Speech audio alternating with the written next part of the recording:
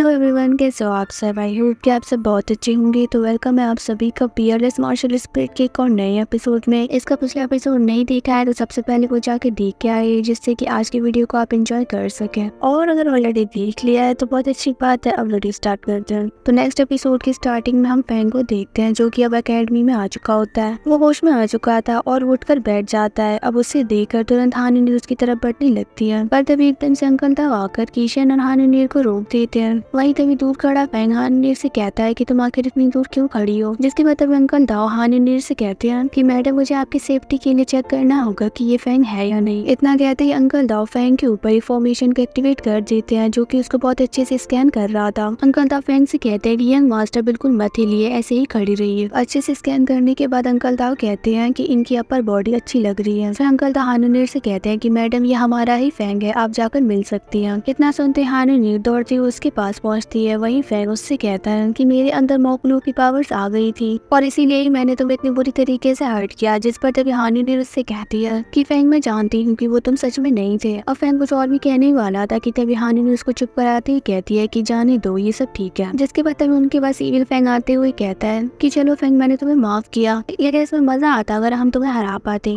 उसकी बात पूरी भी नहीं होती कि तभी पीछे से कीशन आकर उसको धक्का देकर दूर फेंक देती है और कहती है कि ज्यादा मजाक मत करो, तुमने कुछ भी नहीं किया। अगर वो पेनलॉन्ग स्टिक नहीं होता तो हम कभी भी इविल पावर्स को सप्रेस नहीं कर पाते और तुम कब का ही मर चुके होते। जिसके बाद फैंग उनका शुक्रिया अदा करते हुए कहता है कि मैं तुम लोगों का ये एहसान कभी नहीं भूलूंगा, मुझे अब इन सब चीजों के पीछे के सच को जानना होगा। फिर तभी कीशन कहती है कि आपकी ब्लडी स्वॉर्ड की शूरा पावर बहुत ही ज्यादा डेंजरस है, ये लाइफ थ्रेटनिंग है, इसीलिए इसको ज्यादा यूज नहीं किया जा सकता। उसके बाद तभी फैंग उसी स्वॉर्ड को बाहर निकालते हुए कहता है कि जब मुझे जरूरत होगी तब मैं करूंगा। फैंग पहले से ही बहुत ज्यादा एग्जॉस्ट था, इसीलिए वो उसको ज्यादा देर होल्ड करके नहीं रख पाता। वहीं तभी वो उसी स्वॉर्ड को देखकर अपने मन में कहता है कि उन्होंने स्वॉर्ड के सीक्रेट को मुझसे छिपाए रखा, आखिर वो असल में क्या प्लान कर रहे हैं। जिसके बाद तभी फैंग के पास एल्डर्स का मैसेज आता है और जहाँ पर वो एल्डर्स कहते हैं कि फैंग तुरंत अकेडमी के एल्डर हॉल में आ जाओ। जिसके बाद तभी सीन यहाँ से शिफ्ट होता है और हम अकेडमी के बाहर का सीन देखते हैं, जहाँ पर की वही दो डिसाइपल फेलियन को बताते हैं कि आखिर ब्रदर फैंग ने कितनी बहादुरी से फाइट की।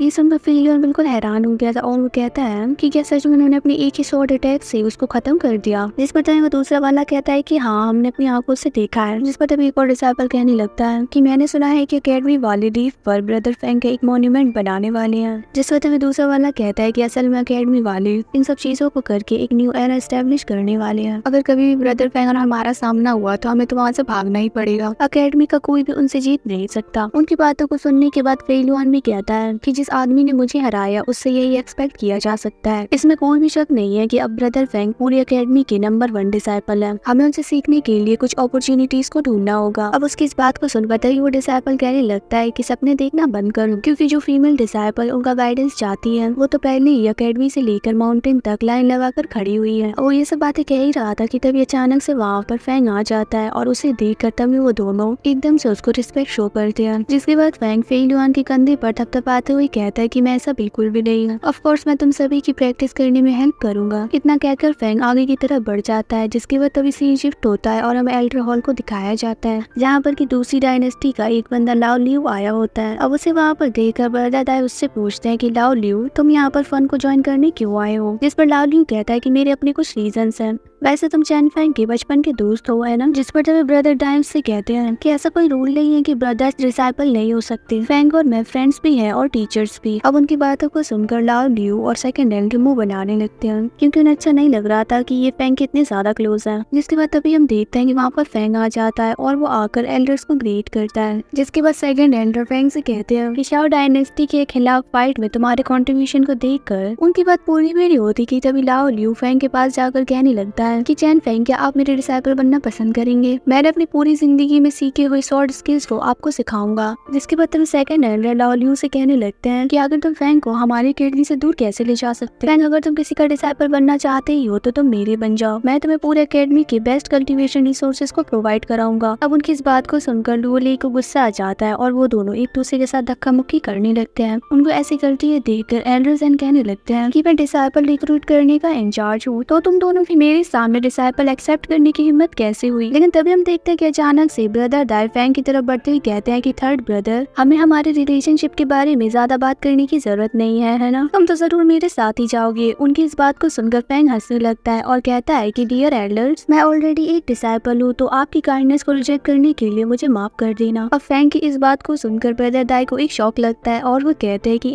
ऐसा क्यों कह रहे हो। वो सब बहुत ज्यादा डिसअपॉइंट हो जाते हैं और वो अपनी अपनी जगह पर जाने लगते हैं। वहीं तभी ब्रदर दाई को देखकर एंडर जेन कहने लगता है कि तुम तो उसके इकलौते भाई हो, तो तुम्हें भी इसके बारे में पता क्यों नहीं है कि फैंग ऑलरेडी एक डिसाइपल है। अब उनकी इस बात को सुनकर ब्रदर दाई कुछ भी नहीं बोल पाते और वो शर्मिंदा होकर खड़े हो जाते हैं। फिर एल्डर जेन बाकी एल्डर्स से कहते हैं कि अगर यही मसला है तो हम इसे फैंग पर ही छोड़ते हैं, उसे जो भी ठीक लगेगा वो कर सकता है। इसके बाद सेकंड एल्डर फैंग को रिवॉर्ड्स देते हैं जो कि असल में सीक्रेट ट्रेजर्स थे। उन सीक्रेट ट्रेजर्स में राक्षसा snow secret book, blood essence of 100 beast, 7 silver sword और 9 गेंजी शिकामारू होता है। उन सारे ट्रेजर्स को देखकर कीशन कहने लगती है कि ये सारे ट्रेजर्स तो बहुत ज्यादा वैल्यूएबल है। जिसने भी डायनेस्टी को बचाने के लिए फाइट की होगी वो इनमें से कुछ भी चुन सकता है, लेकिन चूज करना बहुत ज्यादा डिफिकल्ट होगा। जिसके बाद कीशन फैंग से कहते हैं कि मुझे करीब से देखने दो। अब फैंग बिल्कुल ऐसा ही करता है और उसको ऐसा करते हुए देखकर लुओली कहने लगता है कि चैन फैंग, मैं तुम्हें रिकमेंड करता हूँ कि तुम बीस्ट ब्लड एसेंस को ही चूज करो, ये हजारों सालों का रेयर ट्रेजर है। लेकिन तभी ब्रदर दाई कहने लगते हैं कि मेरे थर्ड ब्रदर की अंडरस्टैंडिंग के हिसाब से मुझे लगता है कि उसे स्वॉर्ड को चुनना चाहिए। जिसके बाद सेकंड एल्डर बोल पड़ते हैं कि मैं शर्त लगाता हूँ कि वो जरूर वो सीक्रेट बुक लेगा। वहीं दूसरी तरफ कीशन फैंग से कहती है कि मेरी बात सुनो